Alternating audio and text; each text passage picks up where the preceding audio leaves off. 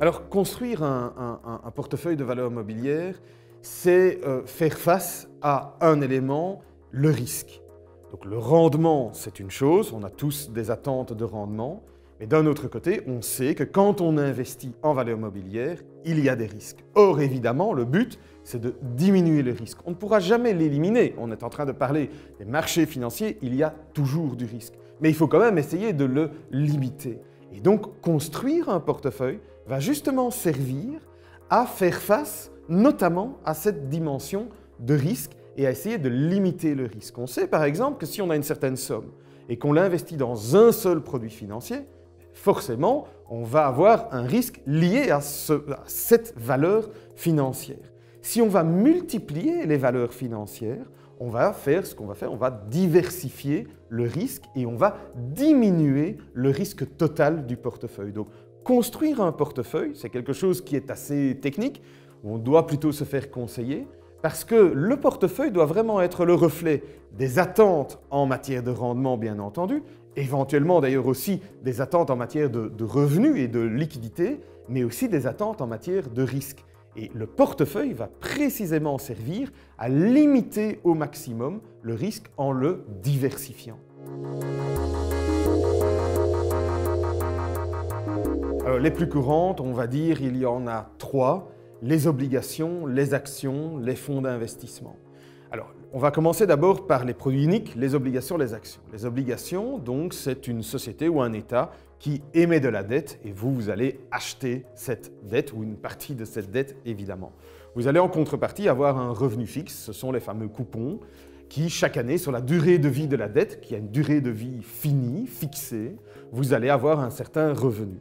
Attention, soit vous oubliez ça, vous avez vos revenus, et puis vous ne regardez plus la valeur de cette obligation jusqu'à son échéance, où généralement on sait combien on aura à l'échéance, mais il faut savoir qu'une obligation va être aussi négociée tous les jours sur les marchés financiers. Donc une obligation va prendre ou perdre de la valeur en fonction de certains critères, et notamment en fonction de l'évolution des taux d'intérêt.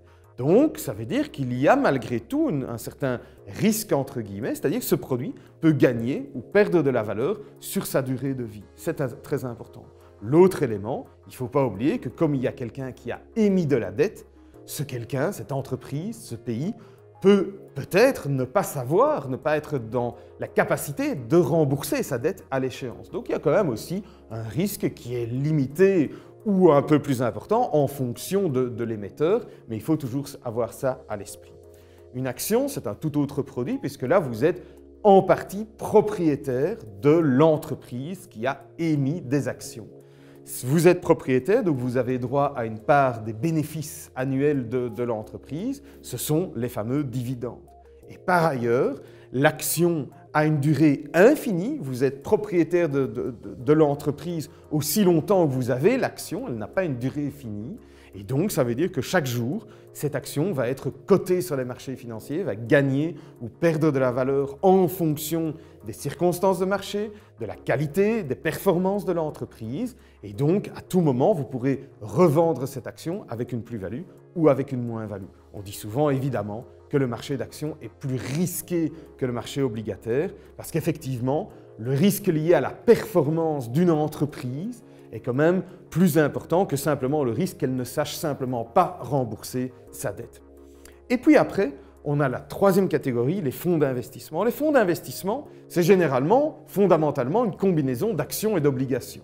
Donc rien de neuf sous le soleil, si ce n'est que le gestionnaire du fonds va lui acheter des actions et des obligations de manière à avoir un portefeuille diversifié. En plus, il peut tabler sur certains thèmes particuliers auxquels il croit. Et donc, si vous y croyez aussi, ça peut être intéressant d'investir dans ce fonds. Donc, si vous voulez, là, vous avez un gestionnaire de fonds que vous allez d'ailleurs rémunérer via des frais annuels sur le fonds, mais qui prend les décisions à votre place et qui va diversifier. Donc, vous pouvez mettre tout votre argent dans un fonds, mais le fonds étant diversifié, en fait, vous avez un portefeuille qui est diversifié. Donc, c'est évidemment une classe d'actifs qui est aussi intéressante.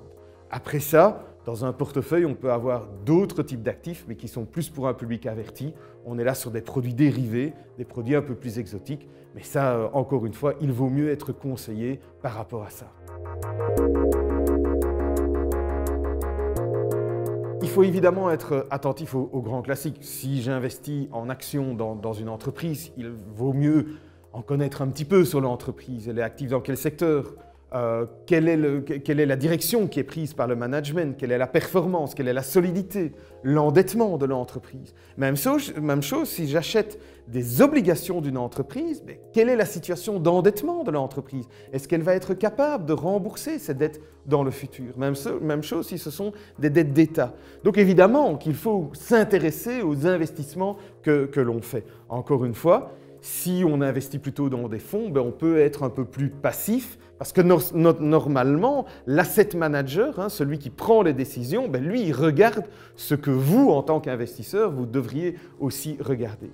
Mais par rapport à tous ces grands classiques, j'ajouterai quand même un élément très important. Il faut toujours faire attention à ce que le portefeuille reflète bien vos envies de rendement et de risque. Et parfois, il y a des pièges. Parfois, on a l'impression que si on investit en obligations, on prend moins de risques qu'en actions. Mais il y a sur le marché des obligations qui aujourd'hui sont plus risquées que des actions d'entreprises très solides.